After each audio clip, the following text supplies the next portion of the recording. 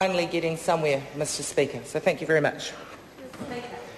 I call the honourable member Lynn Pillay. Thank you very much, Mr. Speaker.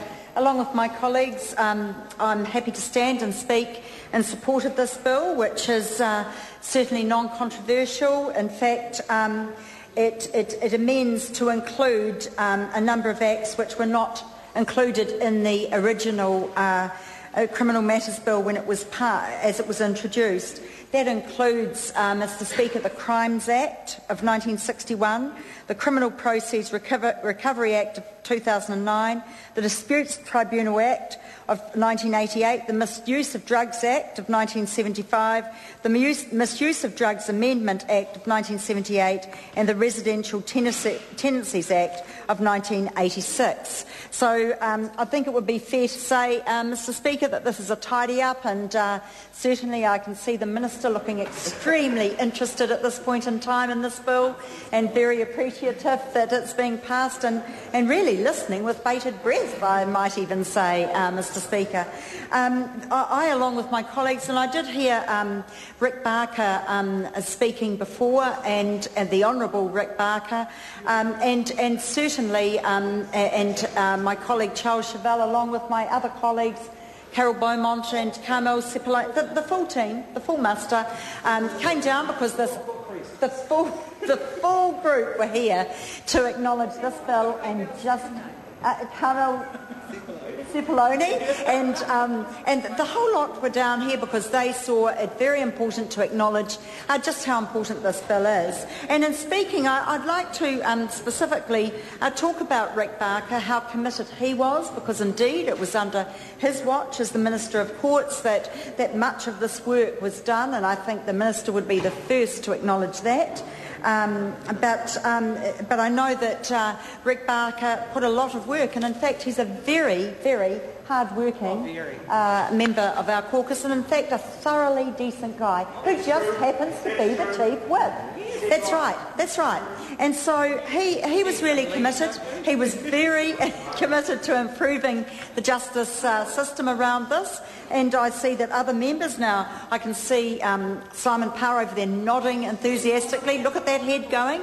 And in fact, the Honourable Simon Power, and in fact on many occasions, you know, he didn't share the same enthusiasm for some of the bills on criminal matters that have been before this House, like the three strikes legislation, those sorts of things. I can see a wry smile on his face now, but certainly this one, there is no dissension in the House on this, and indeed it's very common sense.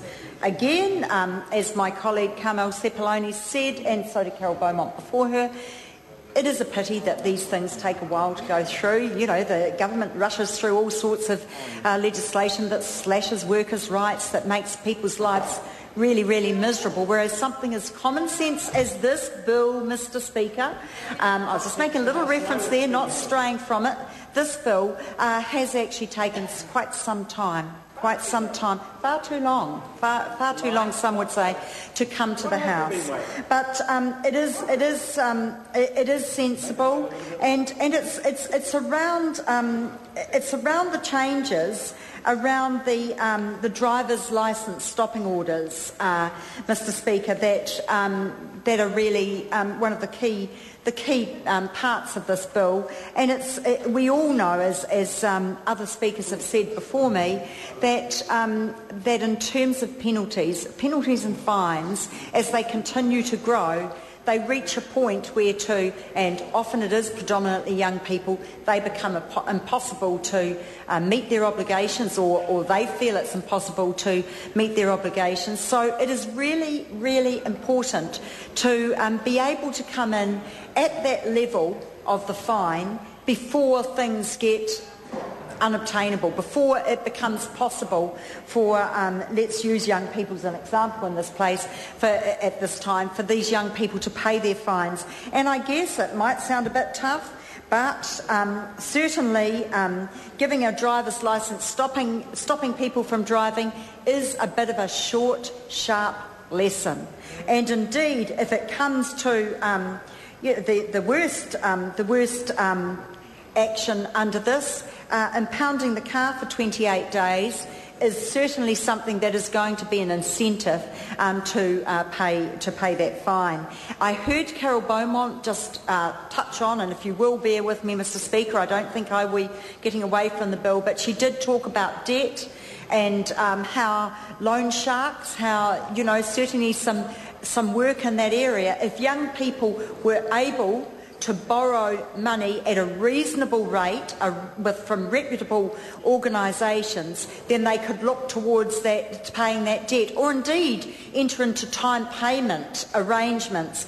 But to actually find mounting debt, get into a state of panic, and then go to a loan shark, be paying exorbitant interest, it compounds the problems that happen around fines and infringements, Mr. Speaker. So I can see, I'm sure you see, that there is a connection there.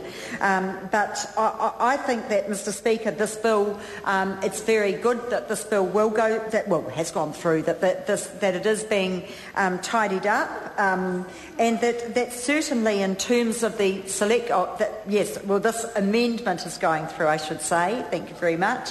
But certainly in terms of the Select Committee, I wanted to talk about some of the really important points that the Select Committee, my extensive notes do refer to it. I don't know if, here we are. They went through in terms of how a warning notice of a driver's licence stop order is actually served. And that is actually quite important. And I think I wasn't on that Select Committee, but I think my colleague was, and I think that was something that the committee spent quite a bit of time on and came up with some really sensible recommendations. And that was it was a reorganisation, but without changing what would be required. And that was by that in terms of making sure that those driver's licence stop orders were brought to the defendant's notice. And that could be done in a number of ways, either directly, of course, which is probably the preferred way, but also by an enforcement officer or an agent leaving it at the place of residence, as long as they actually hand it over to somebody who certainly appears to not be a young person, who's over the age of 14 years, thus ensuring, thank you, and peace to you too, Mr. Speaker. 2 minutes. Certainly ensuring that does get... She thought that meant peace to you. And ensuring that was to get handed over. And also leaving it at their place with another person or their workplace. I think that was something that obviously the Select Committee would have put some time into. If you can't find the defendant at their home, then why not go to the workplace? Yeah. A common sense arrangement. And so that, Mr. Speaker, another common sense, because at the end of the day, this is about just getting in there early, just getting to the problem and nipping it in the bud. I think that's the sort of comment I'd expect from a former nurse, nipping it in the bud. And then thereby just setting that young person on the right track with if you don't behave yourself, you're going to have your car impounded. That's actually a pretty serious matter for somebody. And if it's served at the workplace, it's actually a bit of a reminder, well, if I don't have my car, there's the embarrassment. There's the embarrassment there. Let's just get this problem solved. So, Mr. Speaker, I mean, I could speak a lot longer on this bill, but I think sadly I'm nearly coming out of time. But as I said, just on this bill, well, I am coming out of time. It's my year of retirement, but I'm not talking about me. This is about the bill, and it's common sense. And as others have said, it's not often. It would be a lot nicer if there was bills in this House, Mr. Speaker, that we could all agree on. But sadly, there are so many that are just so distressing and serve no justice, in fact quite the opposite in terms of this Parliament, in terms of our communities and in terms of our nation. Thank you very much, Mr. Speaker. The question is that the motion be agreed to. As many of that opinion will please say aye. Aye. Contrary, no. The ayes have it. Party vote is called for. Clerk will please conduct the party vote. New Zealand National, 58 votes in favour. New Zealand Labour, 41 votes in favour. Green Party, 9 votes opposed. ACT New Zealand, 5 votes in favour. Māori Party, 3 votes in favour. Progressive, 1 vote in favour. United Future, 1 vote in favour. Honourable Chris Carter. 1 vote opposed. Any other votes?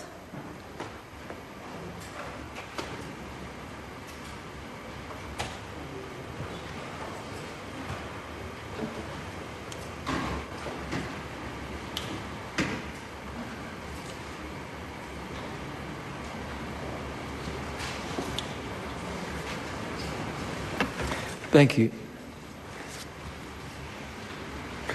Honourable members, the ayes are 109, the noes are 10. The motion is agreed to. Honourable members, now call on Government Order of the Day number 6. Smoke